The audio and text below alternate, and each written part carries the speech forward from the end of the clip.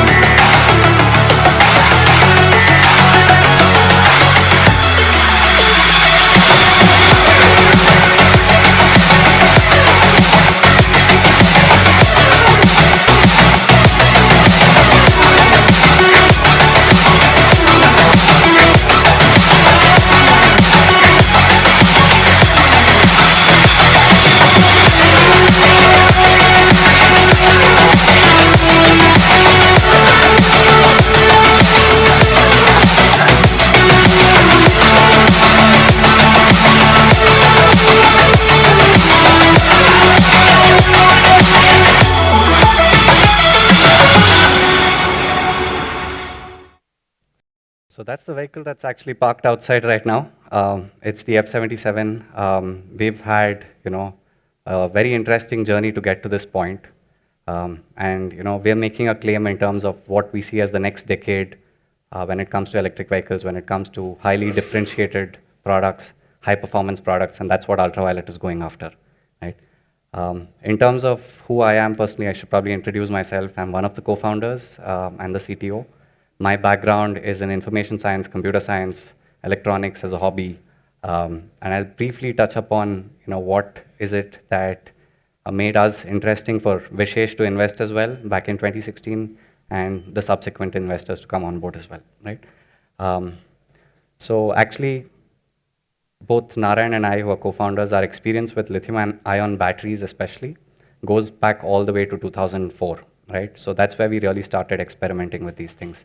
While we were in our engineering, our first year of engineering, we were building boats, cars, planes, robots of different types. We won about 30 or 40 competitions across India at the IITs, at the NITs. Um, and that's where our journey really started. It was a cross between computer science, electronics, mechanical engineering, mechatronics. All of these things came together at that point, right? And over time, it just so happened that we've spent, over the years, we've worked in different industries and came back to start Ultraviolette in late 2015, early 2016, right? In between, I've worked at certain large companies like Yahoo, NetApp, and had interesting experiences there as well. It was important to go through that learning experience to understand processes and how large companies work, and that also influenced or influences what we do today in terms of how we're building our corporate structure, our management teams, how we're scaling up to be an OEM today, right? In terms of the inception of Ultraviolette itself, right? What you see today is that we've got the final product. It's very glamorous. It looks awesome. But it didn't always start out like that, right? There was a vision for it, but this was our first office. This is actually after Vishesh's investment in the company. And, I think there was a question around, how do you raise money for this kind of space? Let me tell you that for us, it wasn't an easy journey. We probably ended up, and I have a count of this, which I've kept in terms of how many meetings we've had with investors, apart from, Vishesh. Like, I think we probably did about 800 meetings before we got to a point where, capital sort of became more easily available to us. So it's not that, so now it's a hot space. It's sort of everyone's talking about clean mobility and, EVs and OEMs. But when we started, there's a reason for that as well, right? Like India hasn't seen too many successes when it comes to hardware companies, right? All of the successes have been in SaaS and software. So how do you really take that decision to invest at a company when when Vishesh invested, it wasn't even at this stage, right? So it really goes back to, I think, and this is something I'll really credit Vishesh for, which is that the ability to take a bet on a certain set of founders when you see that the journey is long and winding and there's a long way to go, to be able to take on that kind of risk, it's not trivial, right?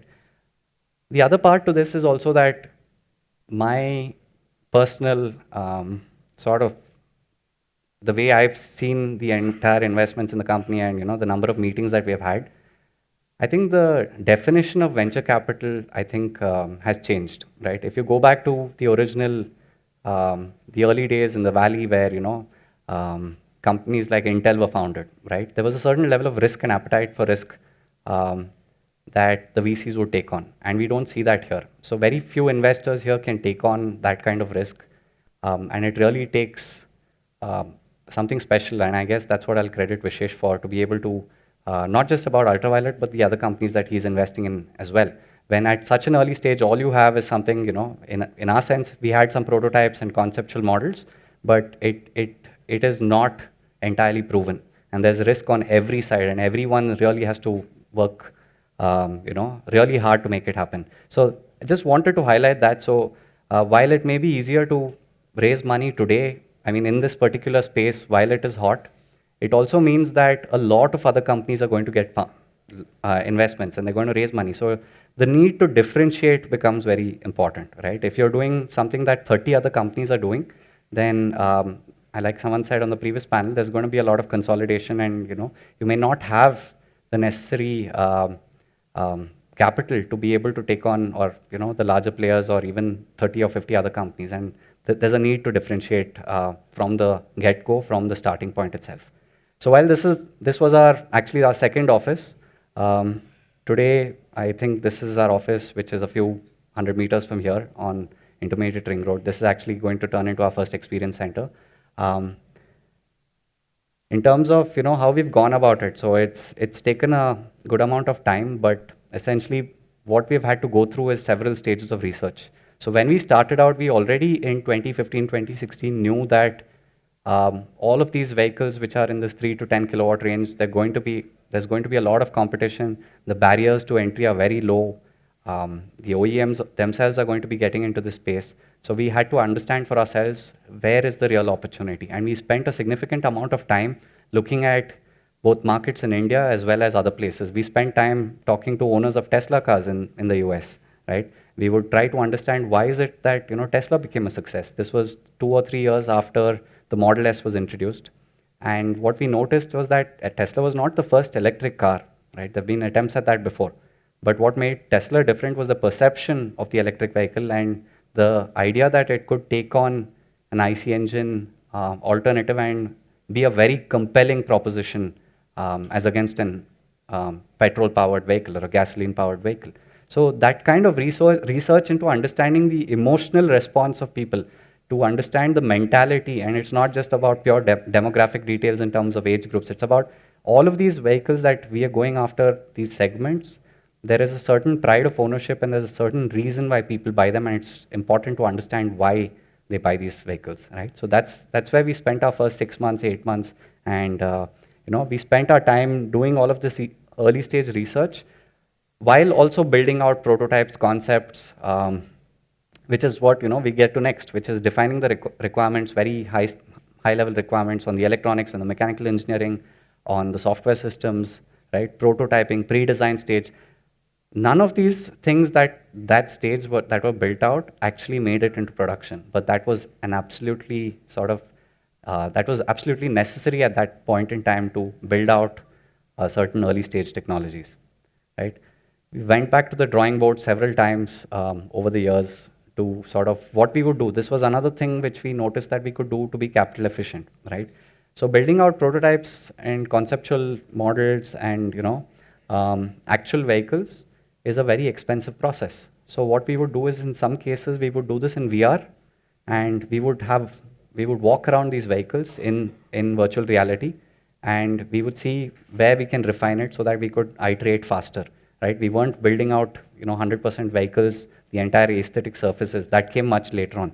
But the first few hundreds of designs that we eliminated, all of that was done through VR at that early stage. Right? So we had to adapt and use these newer technologies because the OEMs would not be following this approach, and we had to take on this approach. Right? So a lot of initial concept explorations happened. What you see on the board there, like I remember the team has gone through several hundreds of these designs. It wasn't that it was finalized in one shot, right? What you see, the final product in the first screen or outside, has actually gone through a lot of how do I put it? Like, you've discarded so many ideas along the way and you've arrived at what would be the final and mature one, and that takes time as well. So it's not that the first thing that you design is really going into production. There are stages that come later on in terms of manufacturability and those kinds of constraints which also have to be considered. Right? We spent several times going back and forth in terms of modular batteries, fixed batteries, defining and refining the concepts, building out the 3D models, and then came the stage which, what is typically done at OEMs, which is the clay modeling stage, right? This is the entire 3-4 months of effort that went into defining every single surface, understanding how, light bounces off each of these surfaces, even understanding the ergonomics of, a rider and how they would perceive the vehicle, how they would feel while riding the vehicle, and not just that, how another third person who's watching this person ride the vehicle would perceive that person. Right? So that's the kind of analysis that we would do while going through the stage of development, which was at a clay modeling phase.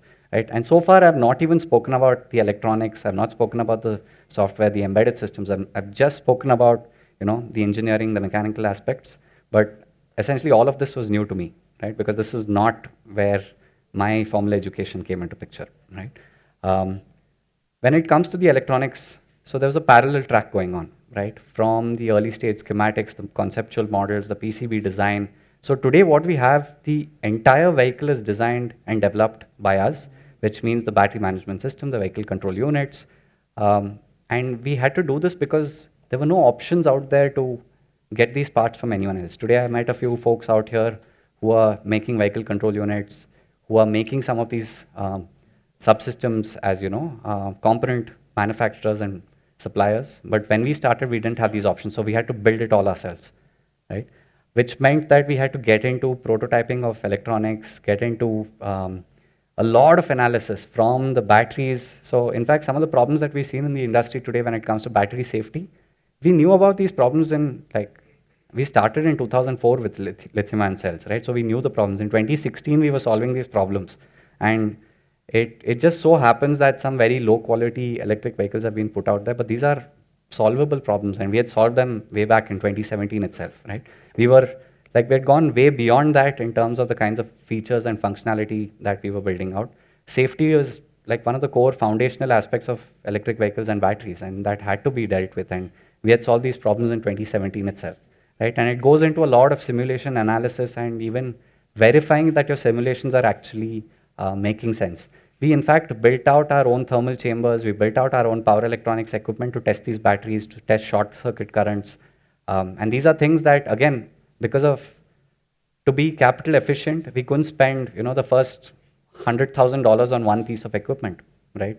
We had to build it out ourselves. We would pay something that would cost $100,000 typically as one single equipment. We would build it out in 5 or 6 lakhs. Right? So that's the kind of order of magnitude difference in terms of how to be capital efficient to be able to test for these kinds of use cases. Obviously, the equipment, if we had to buy it back then, it would have given us a whole new level of precision, but that's not what was really needed at that time. So we would build out equipment ourselves, right? A lot of the work that went into building out the vehicle also had to do with other mechanical aspects of the vehicle, the structural simulations, the aerodynamics, right, on every single part. And all of this was done with a very small team. So when we had the vehicle to a point where, we were talking to manufacturers and getting their feedback in terms of manufacturability, we had just a team of about, I think, 35 people. And that is a very small number. For some of you, at a startup, it may seem like a large number, but if you compare it to an OEM, which has like 5,000 engineers or 7,000 engineers, a team of 20 or 30 people is like ridiculously small to be able to pull off this kind of thing. That's the amount of effort and work that it takes to get to, a production vehicle, right? These were more aerodynamic analysis. We spent a lot of time at wind tunnels. We spent a lot of time refining all of these concepts. In fact, what you see here is what goes behind the front wheel of the vehicle. It's just design iterations of the vents, right? And even these were considered, both functional as well as aesthetically important elements of the vehicle. Every part, if you see the fit and finish and the quality expectations of a discerning consumer, right, which is what we're talking about when we talk about premium high performance machines, we had to be able to take on these kinds of problems, right? After all of this was when, things around the aesthetics started coming together in terms of the plastics, going to manufacturers, getting their feedback. And while all of this was going on, there's a lot of work happening on the software side. So again, this is a hot topic today when you see vehicles which, where the vehicle switches into some, reverse mode when it's not supposed to be going in that mode, or, where you see problems in terms of the controls of the vehicle. I mean, these are again solved problems. So we had to look at other industries, how they were solving these problems, the avionics industry, the consumer electronics industry, and folks who joined us from these industries came together with these skills. And we were building out models and safety mechanisms, evaluating code quality. This is something that is still not a regulatory requirement in India, right? But we have our own internal code quality checks to ensure that what we're building is very robust, right? In terms of the software itself, right? It's not like building, let's say, an Android application. And the reason for that is you're talking about a vehicle where a person's riding it, and if it doesn't behave in a predictable manner, which is deterministic, right? You turn the throttle or you give it some input, there is a fixed amount of time within which it has to respond, right? Your Android applications are not built for that, right? In fact, it requires a very fundamentally different approach to dealing with microcontrollers, real-time operating systems, predictability in terms of the outcomes, deterministic outcomes. So we had to build the capabilities to do all of this, and we've been doing this since 2016. to get to where we are today, right? Some of the safety mechanisms that we talk about kick in anywhere from 2 microseconds to 8 microseconds, right? That's that's a ridiculously short amount of time to be responding to things, right? Especially when it comes to safety, right? And we have to do this because we want to ensure that ours is the safest vehicle out there. And being able to test the system again, it's not easy, right? But essentially, that's what it really entails. And the way that we have been able to do this is by building a very high quality team, by bringing in individuals who had experience in other industries. A lot of folks who joined us came from the aviation, avionics space, from the consumer electronics industry, and that's how we've been able to get to where we are today.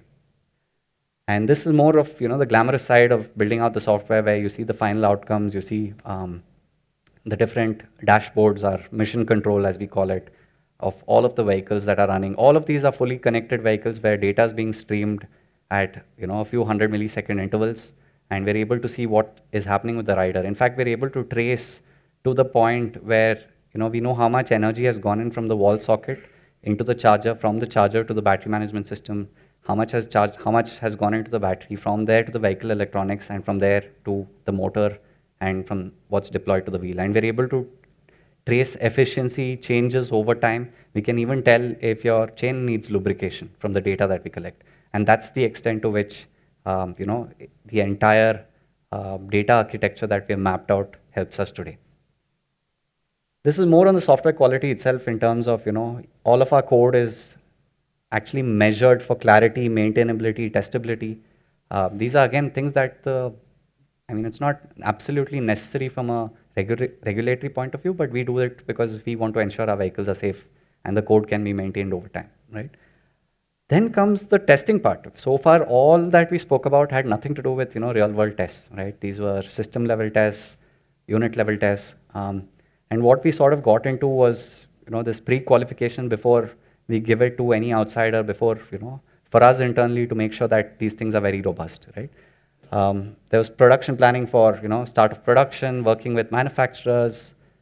These were the vehicles as of, if I remember correctly, this is from pre-COVID times. This is 2019, 2020, right? And one of the things that we see happening in the industry is like people are in a hurry to launch vehicles.